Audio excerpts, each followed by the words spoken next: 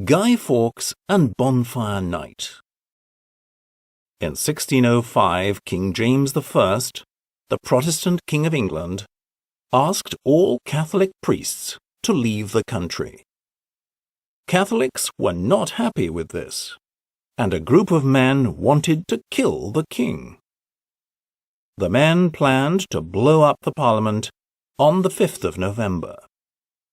They placed 36 barrels of gunpowder in a cellar under the Houses of Parliament.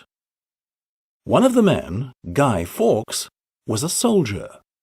His job was to light the gunpowder.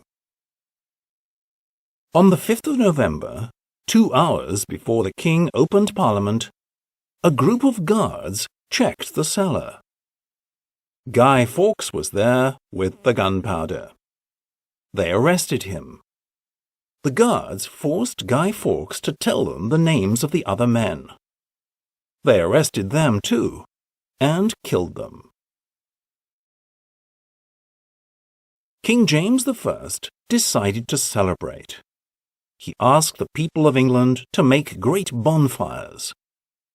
People prepared guys from old clothes and straw, and burnt them on top of the bonfires. Bonfire Night is still a popular celebration all over Great Britain today. The British celebrate it with bonfires and fireworks.